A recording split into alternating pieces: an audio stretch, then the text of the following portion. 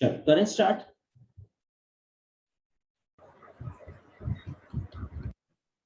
चलो करें start. Yes sir. ठीक है, तो हम बात करते हैं इन्फ्लेशन की। तो आज का जो हमारा टॉपिक है वो इन्फ्लेशन है, और उसमें हम एक एक करके सारी टर्म्स को डिस्कस करते हैं। तो वेल, सबसे पहले इन्फ्लेशन की अगर हम लोग बात करें तो इन्फ्लेशन में जैसे हम बोलते हैं कि डिमांड ज्यादा सप्लाई कम, दैट इज कॉल्ड इन्फ्लेशन। और only because of that price rise हो जाएंगे, और प्राइस राइज होगा तो रुपए की जो परचेजिंग पावर है वो कम हो जाएगी। आज का 500 रुपए का नोट और 1990 के 500 रुपए का नोट, आज का 2000 का गुलाबी कलर का नोट जिसपे मंगलयान बना हुआ है, और वो कभी किसी जमाने का 1000 और 500 रुपए के नोट में जमीन आसमान का फर्क है। That is only because of inflation. तो अब पहले तो इन्फ्लेशन की एक डेफिनेशन देख लेते हैं कि इन्फ्लेशन की जो डेफिनेशन है वो क्या कहती है। इन्फ्लेशन की डेफिनेशन ये कहती है कि पहले तो अगर आप यहाँ पे देखो तो ये बोल रहा है कि is the rate at which a general level of price for goods and services is rising and consequently the purchasing power of currency is falling. तो वही जैसे मैंने बोला आपको कि आज 500 रुपए की कोई अहमियत नहीं है, आज 2021 चल रहा है, लेकिन यही 500 रुपए का नोट जब नया नया आया था 1987 में, 1988 में, तो आप ऐसे इमेजिन करो कि 1990 में 500 रुपए का नोट का मतलब ये कि आपने अगर अपनी जेब में 500 के 2 नोट रख लिए ना, तो आने जाने वाले लोग आपको शायद हो सकता है मत्था भी टेक दे कि भाई मतलब बहुत रईस आदमी है उस जमाने का। तो परचेजिंग पावर जो है करेंसी की क्या होती है, वो फॉल होती है, गिरती है जब इन्फ्लेशन आता है। तो इस इमेज से भी आप समझ सकते हो कि प्राइस राइज होता जा रहा है और वैल्यू ऑफ मनी जो है वो क्या होती जा रही है, डिक्रीज होती जा रही है। तो आप देख सकते हो इस तराजू से, इस मेजरमेंट से कि प्राइस बढ़ रहा है और वैल्यू ऑफ करेंसी गिरती जा रही है। अब बात आती है कि इन्फ्लेशन होती कितनी तरह की है। तो ऐसा कहते हैं कि इन्फ्लेशन के 3 रूप होते हैं वैसे मेनली। तो अब ये तीन तीन फॉर्म कौन कौन सी होती है, इसको 3 फॉर्म में क्लासिफाई किया जाता है। एक होता है डिमांड पुल इन्फ्लेशन, एक होती है कॉस्ट पुश इन्फ्लेशन, और एक होती है बिल्ड इन इन्फ्लेशन। एक चौथी भी इन्फ्लेशन होती है, टाइप होता है, उसे बोलते हैं सेक्टोरल इन्फ्लेशन। वो क्या होती है वो बाद में डिस्कस करते हैं, पहले एक एक लाइन में इनको समझते हैं। देखो डिमांड पुल इन्फ्लेशन क्या, सिंपल है। डिमांड यानी अभी टमाटर की जो है, मैं अगर बोल रहा हूँ कि जो है तो टमाटर जो है, या अगर मैं बोलूँ कि ऑनियन इस समय जो है अभी 50 रुपए 100 रुपए किलो हो जाए। मुझे याद है, खैर अभी तो बहुत होने लग गया फ्रिक्वेंटली, लेकिन अभी बहुत साल पहले दिवाली के आसपास प्याज 80 रुपए 90 रुपए किलो चला गया था। आज से कुछ साल पहले की बात है। तो उस समय लोग मजाक उड़ाते थे कि यार 1 किलो मिठाई का डब्बा मत दो इसको ना, 1 किलो प्याज दे और दिवाली पे ना, उसकी ज्यादा से सख्त आवश्यकता होगी। तो क्या होता है ना कि ये तो सिंपल सिंपल है कि जब किसी चीज की प्रोडक्ट की डिमांड बढ़ जाए और सप्लाई उसकी कम हो, तो सीधी सी बात है, वही जैसे मैं आपको एक एग्जांपल दे रहा था अभी पिछली लास्ट क्लास में, कि एक पेन है मेरे पास और खरीदने वाले खड़े हैं 4 कस्टमर और इस पेन की कॉस्ट है 5 रुपए। तो मैं ये पेन उस व्यक्ति को दूंगा जो मुझे ज्यादा पे करेगा।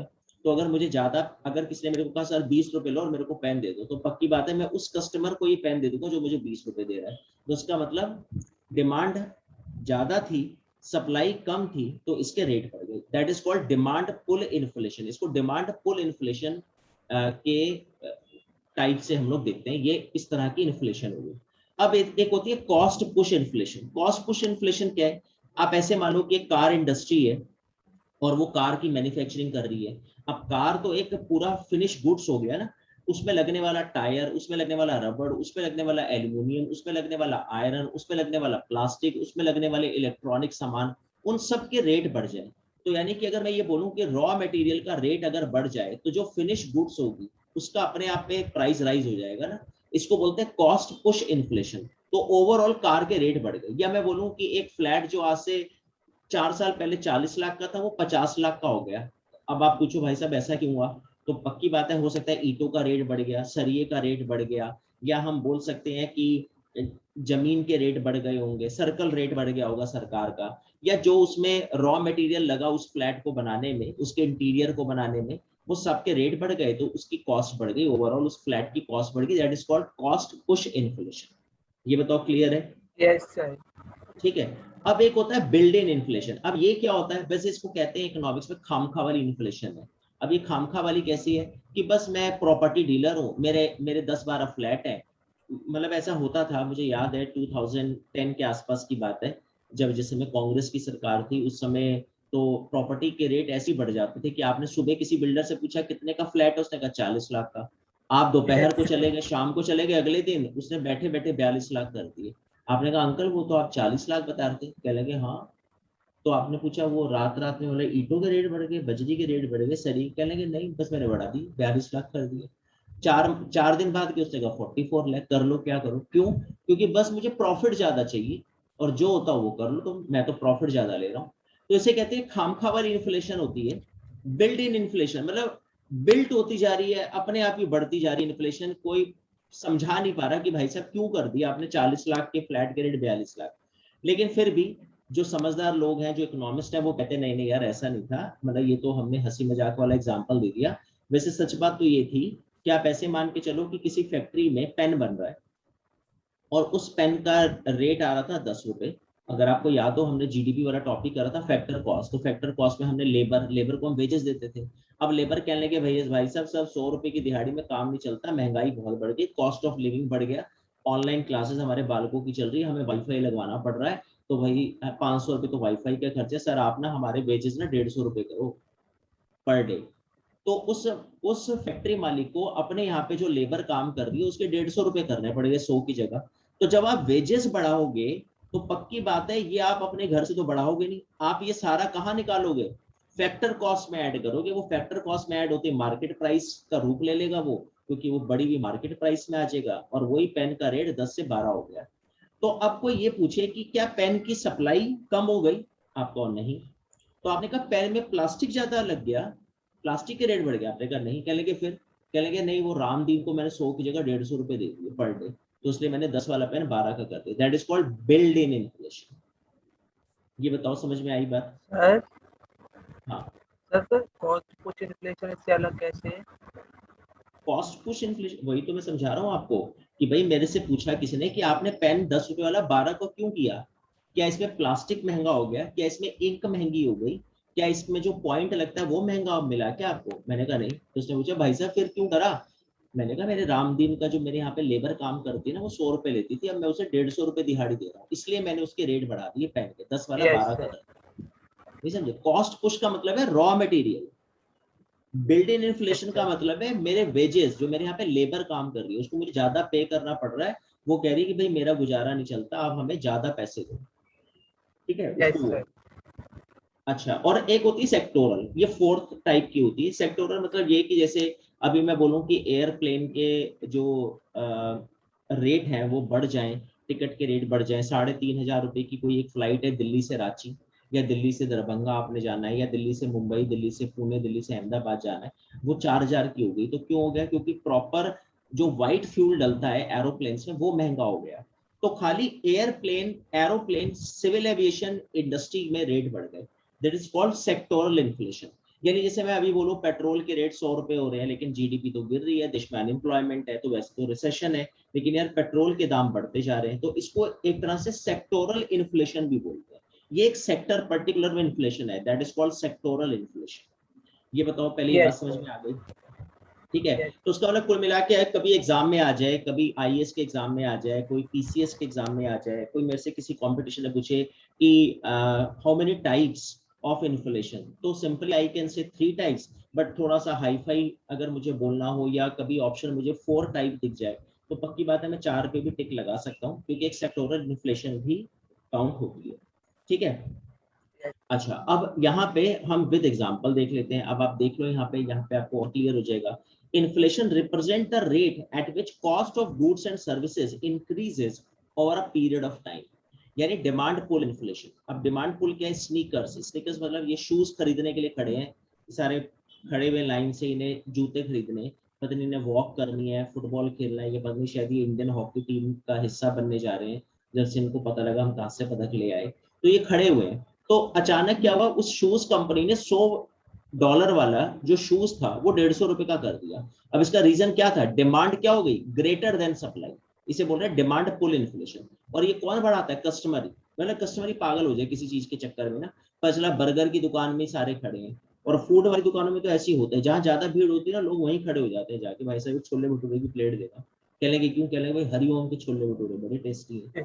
मुझे याद है मैं जब दिल्ली में था तो ऐसे कहते थे कि भाई इस पर्टिकुलर जगह के ना छोले भटूरे बड़े अच्छे हैं, तो मैं भी खड़ा हो गया वहाँ भीड़ में, 1 घंटे बाद नंबर आया, छोले भटूरे खाए तो मुझे लगा यार इससे अच्छा तो मेरे घर में ही बनते हैं। लेकिन मतलब ऐसे चल रहा है, लोग खड़े हैं, और वो इतने खड़े हैं लोग कि वो कभी उसकी कहते हैं 20 रुपए की प्लेट थी, फिर वो 50 की कर दी, उसने 100 की कर दी, 150 की कर दी, लेकिन डिमांड ज्यादा है तो वो रेट बढ़ते जा रहे हैं उस छोले भटूरे की प्लेट के। अब बात आती है कॉस्ट पुश, तो कॉस्ट पुश में आप देख ही रहे हो यहाँ पर हीलियम, ये गुब्बारे वाला है बेचारा, गैस का गुब्बारा बेच रहा है ये खड़े होकर सड़क पर। अब इसमें जो भरी जाने वाली हीलियम है उसका रेट बढ़ गया, तो देखो रॉ मटेरियल का रेट बढ़ गया ना, तो जब रॉ मटेरियल का यस रेट बढ़ा तो इसने भी गुब्बारे के रेट बढ़ा दिए, इसने $5 वाला गुब्बारा $10 का कर दिया, है ना। देखो प्रोडक्शन कॉस्ट इंक्रीज प्राइसेस, है ना। इधर ये बोल रहा है कि when demand for goods services exceed production capacity, समझ में आ रहा है। Yes sir. और बिल्ड इन इन्फ्लेशन में क्या हो रहा है, बिल्ड इन इन्फ्लेशन में कुछ नहीं, सिंपल, व्हेन प्राइसेस राइज कर रहे हैं, वेजेस राइज टू, है ना, प्राइस बढ़ रहे हैं, वेजेस बढ़ रहे हैं in order to maintain living cost. कोई लेबर जो है वो कह रहा है भाई साहब मेरा 100 रुपए पे काम नहीं चलता, मेरे को 150 रुपीज पर डे दो, और मैं मालिक हूँ तो फिर मुझे देना पड़ेगा, वो कह रहा है मैं काम छोड़ दूंगा, मेरा बहुत पुराना एम्प्लॉई है, अब मुझे लग रहा है यार ये मेरी लेबर चली जाएगी तो मैं कहाँ ढूंढूंगा। अब इन्होंने स्ट्राइक कर दी, हड़ताल कर दी, मजबूरी में वेजेस बढ़ाने पड़ गए। तो मैंने कहा ठीक है यार, जो चीज मैं 10 रुपए की बेचता हूँ मैं 12 रुपए की बेच दूंगा, मैं पर कॉस्ट पे 2 रुपए ऐड कर देता हूँ, तो इनका खर्चा वेजेस का मैं बाहर से निकाल लूंगा फिर, तो ये बिल्ड इन इन्फ्लेशन होती है। ठीक है, क्लियर। यस अच्छा, अब अगर हम यहाँ पर आए तो आप यहाँ पे भी इस पिक्चर से समझ सकते हो कि आप देख लो 1970 में कप ऑफ कॉफी जो है वो $0.25 थी, फिर 1980 में $0.45 हो गई, या अगर इसे मैं इंडियन हिसाब से समझाऊं तो शायद हो सकता है कि उस समय 2 रुपए की कॉफी आती थी, फिर उसके बाद ये 3 रुपए की कॉफी हो गई, फिर पता चला जी 4 रुपए की कॉफी हो गई, फिर सन 2000 में 5 रुपए का कप हो गया, फिर पता चला जी ये 15 रुपए का कप हो गया, और आज पता चला ये 50 रुपए का कप ऑफ कॉफी हो गया, और 20 में शायद हो सकता है 75 रुपीज की अच्छी फिल्टर कॉफी मिल रही है। तो ये एक तरह से ये क्या है, इन्फ्लेशन है, has change the price of cup of coffee over time. Clear है। Yes sir. ठीक है, आगे चलते हैं। अब यहाँ पे वही डेफिनेशंस हैं, डिमांड पुल इन्फ्लेशन के वो डेफिनेशन में समझा रहा है कि demand pull inflation occurs when the overall demand for goods and services in economy increases more rapidly than economy's production capacity. तो जितना आपका प्रोडक्शन है उससे ज्यादा आपकी डिमांड है, it creates demand supply gap को गैप कर देगी with higher demand and lower supply which result in higher prices. For instance example की बात करें तो when the oil producing nation decide to cut cut down on oil production the supply diminishes। तो बात सही है, सऊदी अरेबिया में अभी पेट्रोल जितना निकलता है, एक्सट्रैक्ट करते हैं वो लोग अपने ऑयल वेल से, वो कम निकालने लगे या कम निकलने लगे, या वहां पे कोई क्राइसिस आ जाए, वहां पे कोई टेररिस्ट अटैक हो जाए तो हमारी पेट्रोल की सप्लाई कम हो जाएगी, पेट्रोल की सप्लाई कम होगी तो ऑब्वियसली हम रेट बढ़ा देंगे, तो वो ये सप्लाई कम हो जाएगी, डिमांड ज्यादा है हमारे यहाँ पे तो हम रेट बढ़ाएंगे, क्योंकि हमें कहीं ना कहीं से वो पूर्ति तो करनी होती है ना फिर चीजों। So this supply for existing demand leads to a rise in price and contribute to inflation, और वो फिर एक इन्फ्लेशन का रूप ले, है ना। तो सप्लाई कम होने के बहुत सारे रीजन हो सकते हैं, सप्लाई कम होने के कि आपके अंदर उतनी कैपेसिटी नहीं है, जितनी ज्यादा डिमांड बढ़ेगी, क्योंकि अचानक डिमांड भी बढ़ जाती है ना, कि पता चला आपने छोले भटूरे की दुकान खोली, आपको एक आइडिया था यार 10 प्लेट बिकती है, अचानक 50 ग्राहक आ गए संडे को, या उस दिन लॉकडाउन नहीं खुला, लोग पागल हो गए और कुछ नहीं तो जो दुकान खुल रही है वहीं पे कुछ तो खाओ, क्योंकि घर का खा खा के पगला गए, तो जिसको जहां दुकान खुली मिली वो वहीं खड़ा हो गया खाने, तो 10 वाली प्लेट 50 प्लेटों के ऑर्डर आ गए, तो ये भी जो है इन्फ्लेशन का रूप ले लेती है। या फिर कोई आपके प्रोडक्शन में क्राइसिस आ जाए, आप 10 प्लेट निकालते थे लेकिन उस दिन 5 ही निकली, तो वो भी इन्फ्लेशन का रूप ले लेती है। ठीक है, उसके बाद आगे चलते हैं, उसमें अब यहाँ पर कॉस्ट पुश इन्फ्लेशन में हमने ऑलरेडी डिस्कस किया, increase in the cost of raw material, तो वो कॉस्ट बढ़ा देगी, और बिल्ड इन इन्फ्लेशन की अगर बात करें तो demands more cost wages to maintain their cost of living. तो जब वेजेस बढ़ते हैं कॉस्ट ऑफ लिविंग के लिए, तो फिर जो भी मालिक होगा, ओनर होगा, जो भी फैक्ट्री होगी, वो अपने प्रोडक्ट के रेट बढ़ा देगी। ठीक है, आगे चलते हैं। अब बात आती है कि इन्फ्लेशन अच्छी है या बुरी। तो अगर मैं आपसे पूछूं तो आप मेरे को बता सकते हो कि इन्फ्लेशन अच्छी होती है या बुरी होती है किसी कंट्री के, तो आपका क्या कहना है? सर अच्छी। अच्छी? अच्छी किस सेंस में आप बोल रहे हो? हो सर सकता है जीडीपी। वैसे ऐसा ना हो कि आपके पेट्रोल पंप का स्टेशन हो तो आपको तो लग रहा है अच्छी, क्योंकि हो सकता है कि आप ज्यादा कमाई कर रहे हो, लेकिन किस सेंस में आपने बोला? सर जीडीपी इंक्रीज हो जाएगी कंट्री की। अच्छा, तो यानी इसका मतलब कि जीडीपी, इन्फ्लेशन बढ़ने से जीडीपी पे फर्क पड़ता है? Yes sir. अच्छा, ठीक है। तो देखो, सबसे पहली बात तो ये कि इन्फ्लेशन, वैसे आईएएस के इंटरव्यू में क्वेश्चन पूछा गया था कि किसी कंट्री में इन्फ्लेशन अच्छी होती है बुरी, तो स्टूडेंट का जवाब ये था उस आईएएस एस्पायरेंट का कि अच्छी होती है, क्योंकि इन्फ्लेशन का मतलब ये कि आपके पास ना, आपकी पॉकेट में पैसा है, तभी तो आप मार्केट में फ्लैट खरीदने जा रहे हो, कार खरीदने जा रहे हो, एसी खरीदने जा रहे हो, टीवी, क्योंकि लोगों के पास परचेजिंग पावर है, इसका मतलब क्योंकि आपके पास लिक्विड मनी, कैश मनी है आपके पास, आपके बैंक अकाउंट में बैलेंस अच्छा है, तभी तो आप ले रहे हो। वरना आप सोचते कि वही, जैसे मैं आप अक्सर एग्जांपल देता हूँ कि 2 समोसे खाने का, मैंने आपने कहा यार एक ही खा लेते हैं। क्यों? कारण क्या है कि आप 10 रुपए फालतू भी नहीं खर्च कर पा रहे, और वो भी अपने ऊपर नहीं कर पा रहे, क्योंकि आपकी परचेजिंग पावर कम है, आपके पास हो सकता है जॉब नहीं है, तो वो आप अपना मन मार रहे हो। लेकिन इन्फ्लेशन का मतलब है कि इसका मतलब लोगों के पास एम्प्लॉयमेंट है। लेकिन फिर वही वाली बात है कि कहते हैं इन्फ्लेशन बैड और गुड दोनों हो सकती है। वो कैसे? Inflation is perceived differently by everyone depending upon the kind of assets they possess. जैसे भाई मेरे पास फ्लैट है, तो मेरे पास, मैं रियल एस्टेट में बिजनेस करता हूँ, मेरे पास शेयर्स हैं, अगर मार्केट अच्छी चल रही है तो ऑब्वियसली मेरे फ्लैट के रेट भी हाइक हो जाएंगे, मेरे शेयर्स के रेट भी बढ़ जाएंगे। लेकिन एडवर्सली क्या होगा कि वही, अगर मेरे पास पोजेस कैश है, they may adversely affected by inflation as the value of their cash erodes. और दूसरी बात ये, चलो ये तो एक हाई फाई एग्जांपल हो गया, सिंपल ये कि अगर मैं एक छोटा सा मिडिल क्लास व्यक्ति हूँ, मुझे इस समय कोई फ्लैट लेना और इन्फ्लेशन हो 2010 में, या मैं बोलूँ एनडीए गवर्नमेंट के आने से पहले, तो रियल एस्टेट में भयंकर वाला इन्फ्लेशन था। जैसे मैं आपको बता रहा था, प्रॉपर्टी डीलर घर बैठे बैठे वो 40 लाख का फ्लैट उसने 42 लाख का कर दिया रात रात में। तो उस समय एक होम बायर्स बेचारा फ्लैट लेने जा रहा है, और वो एक रात में 2 लाख रुपए अगर बढ़ गए, तो उसके लिए तो समस्या बन गई इन्फ्लेशन। लेकिन अगर आपका फ्लैट है तो वो 40 वाला 42 में हो गया, तो आपके लिए तो खुशी का एक तरह से, मतलब सीन क्रिएट हो गया आपके लिए कि यार ये तो मेरे लिए तो बहुत अच्छा हुआ। अगर फ्लैट्स के रेट बढ़ रहे हैं या प्रॉपर्टी के रेट बढ़ रहे हैं, तो अच्छा भी हो सकता है, बुरा भी हो सकता है। ठीक है, अब देखते हैं कि कॉजेस, इंटरनल कॉजेस क्या होते हैं इन्फ्लेशन के। Large search in property prices, वही जैसे प्रॉपर्टी के रेट बढ़ जाए तो ये इंटरनल कॉजेज हो गए इन्फ्लेशन के। अच्छा, हायर वेजेस, लेबर कॉस्ट अगर बढ़ जाए तो वही मैंने बोला इन्फ्लेशन आ जाएगी, क्योंकि प्रोडक्ट की कॉस्ट बढ़ जाएगी अगर आप वेजेस ज्यादा दे रहे हो।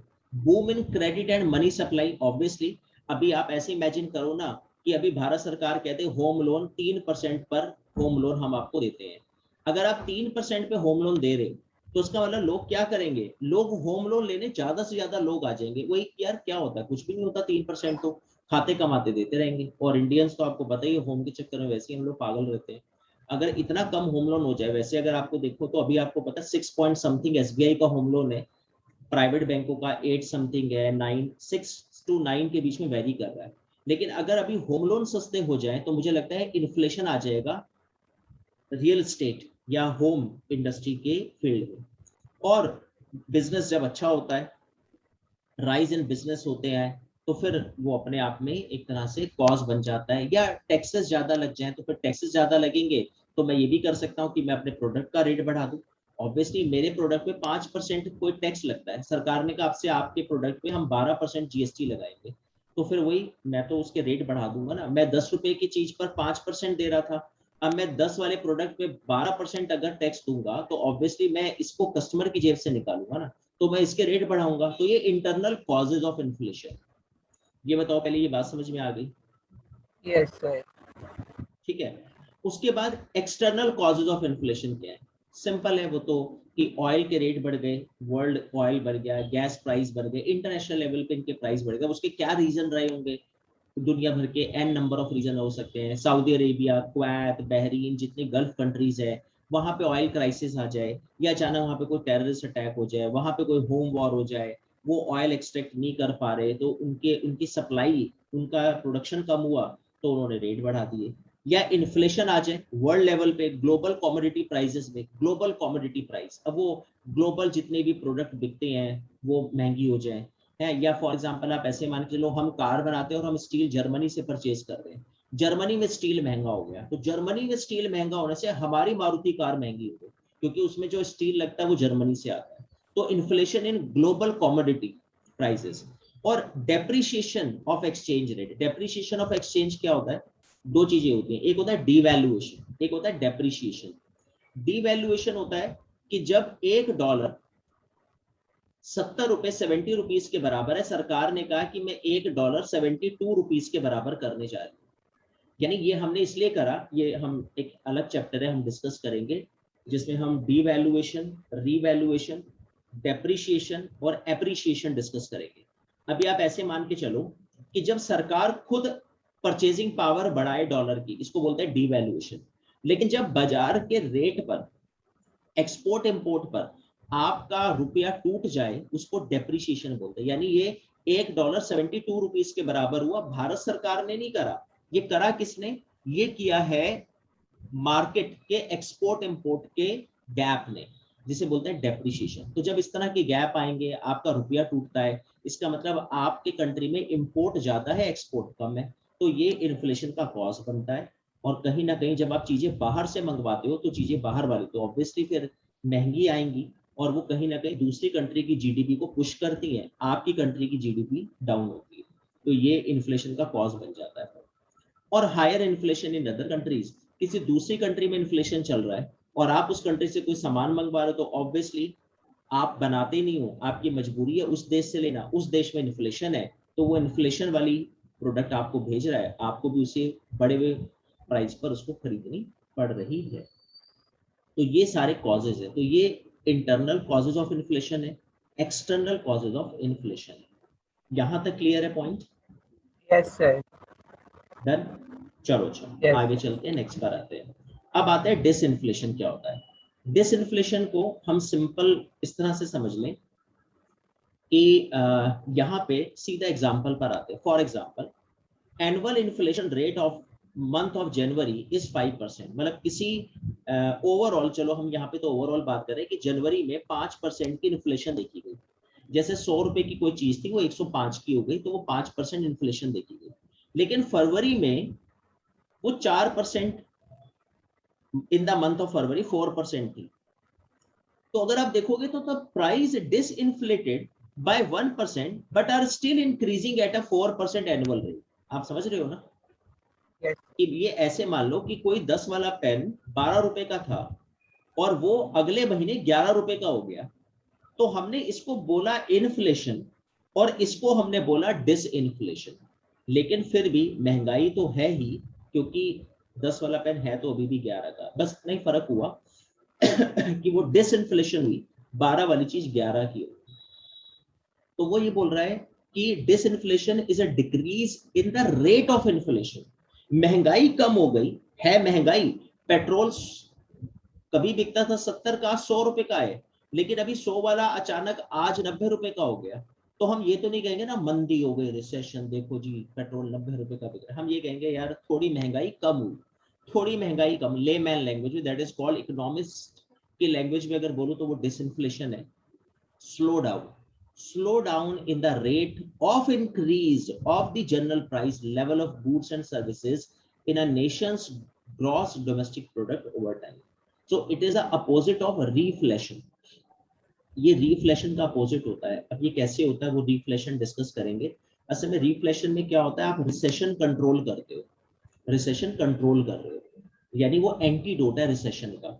ऐसी डिसइंफ्लेशन को एंटीडोट ऑफ इन्फ्लेशन बोलते हैं, कि आपने कुछ इस तरह से कुछ पॉलिसीज अपनाई जिससे इन्फ्लेशन थोड़ी कम हुई, थोड़ी कम मतलब इन्फ्लेशन पे असर पड़ा, तो वो डिसइंफ्लेशन कहलाई। तो वो उसी तरह से मतलब अपोजिट ऑफ रिफ्लेशन, जैसे वो रिसेशन को कम करता है, ये इन्फ्लेशन को कम कर रहा है। So disinflation occurs when the increase in the consumer price level slows down from the previous period when the price were rising. So this is called disinflation. ये बताओ यहाँ तक क्लियर है? डन। Yes sir. चलो ठीक है।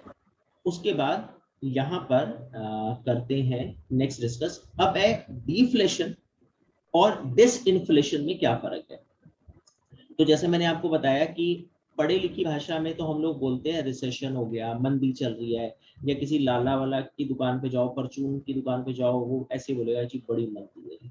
हम बचपन से ऐसे ही सुनते आ रहे थे, क्योंकि हमें याद है बचपन में ये मॉल कल्चर तो था नहीं, तो ऐसे वो ग्रोसरी वाली शॉप्स होती थी, वो लाला टाइप एक दुकानदार बैठा होता था, वो सैंडो बनियान पहन के बैठे होते थे, लाइटें वाइटें आती ही नहीं थी, 10-10 घंटे के कट लगते थे, वो पंखा लेके ऐसे झलता रहता था, 2 नौकर उसने रख रखे थे, उससे पूछते थे दाल कितनी की है लाला जी, वो कहता था 70 रुपए की।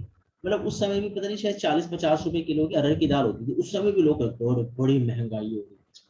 तो मैं सोचता हूँ मतलब उस जमाने में अगर हमें ये पता होता कि 2021 में अरहर की दाल 120 रुपए किलो हो जाएगी, और टाटा संपन्न वाली तो 130 की ग्रोफर पे ऑरेंज बिग डे सील के इंतजार करने पे 130 की मिलेगी, उसमें हम कहेंगे भाई बड़ी सस्ती मिलेगी, 130 की मिल गई अरहर की दाल।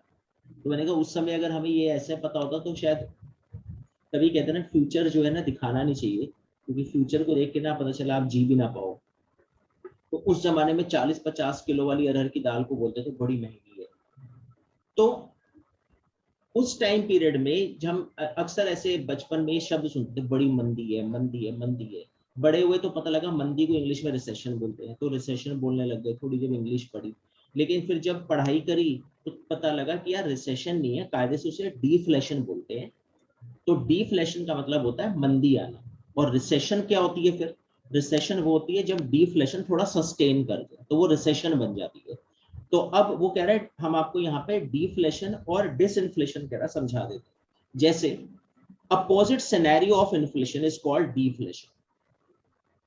इन्फ्लेशन का जस्ट उल्टा है, इन्फ्लेशन मतलब रेट बढ़ना, और डिफ्लेशन रेट घटना, यानी वही recession type. Deflation is defined as the percentage decrease in the average price level in a given period of time. ठीक है, प्राइस लेवल जो है वो एक तरह से डिक्रीज कर रहा है एक गिवन पीरियड ऑफ टाइम। ठीक है, inflation is generally consider bad if it is high. ठीक है, इन्फ्लेशन तो ऑलवेज बैड है, चीजों का रेट बढ़ना। लेकिन deflation is also consider bad, ये भी बैड है, मतलब चीजों का रेट गिर रहा है, इसका मतलब लोग, ग्राहक नहीं है बाजार में, लोग सामान खरीदने नहीं आ रहे, कारों के रेट गिर गए, फ्लैट्स के रेट गिर गए, हर चीज के रेट गिर रहे थे अभी कोविड में जब लॉकडाउन लगा हुआ था। तो ये क्या है? ये डिफ्लेशन है। लेकिन चूंकि ये सस्टेन कर गया तो रिसेशन, और अगर ये अभी और ज्यादा सस्टेन कर जाएगा तो ये डिप्रेशन बन जाएगा। तो जैसा हम डिस्कस कर ही चुके हैं। तो ये बोल रहा है कि if decrease in the price level is consider, ठीक है, ये भी खराबी है। If the rate of inflation falls then we call it disinflation. वही 10 वाली चीज 12 की इन्फ्लेशन, 10 वाला प्रोडक्ट 12 का, दैट इज कॉल्ड इन्फ्लेशन। ठीक है, 10 वाली चीज 9 रुपए की, दिस इज कॉल्ड डिफ्लेशन, ये डिफ्लेशन हो गया। लेकिन अब 12 वाली चीज 11 रुपए की, सो दिस इज कॉल्ड क्या? डिस इन्फ्लेशन, है ना। तो ये सिंपल। तो अब वो एग्जांपल से भी समझा रहा है कि एग्जांपल क्या है। If the general price level is 100 in a year one, एक साल में किसी जनरल प्राइस का लेवल 100 था, अब it is 90 in year second, तो हमने इसे क्या बोला? डिफ्लेशन हो गया ना, 100 वाली चीज 90 की हो गई, तो उसे बोला डिफ्लेशन। ठीक है, दूसरा एग्जांपल लेते हैं। If general price level is 100 at the end of the year one, and at the end of year two it is 110, यानी 110, then the rate of inflation in year two is 10%। तो हमने बोला inflation आगे 100 वाली चीज 110 की हो गई।